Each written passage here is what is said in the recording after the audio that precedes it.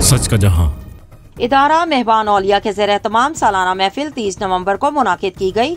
हजरत मौलाना मोहम्मद नुमान कादरी चिश्तिया तारी दामद बरकातुम आलिया और इदारा मेहबान औलिया ट्रस्ट इंटरनेशनल और चेयरमैन डिस्ट्रिक्ट कोरंगी मशाइखे उलमा विंग NPCIH-A 12वीं सालाना महफिल मिलाद दे मुस्तफ़ा सल्लल्लाहु अलैहि व आलिहि वसल्लम बसिलसिला तक़सीम इस्नाद और दस्तार फजीलत ज़ियारत मोए मुबारक रसूल सल्लल्लाहु अलैहि व आलिहि वसल्लम और दीगर 150 से ज़ायद तबरकात की ज़ियारत कराई गई, जिसमें कौमी अमन कमेटी बराए बैनुल मज़ाहिब हम आहंगी ए वाइस चेयरमैन सिंध नवीद सलीम चिश्ती, सदर कराची डिवीजन उमैर सलीम चिश्ती, इमरान अब्बासी ऑर्गेनाइजर कराची, मोहम्मद आसिफ सदर कोरंगी और दीगर लोगों ने शिरकत की।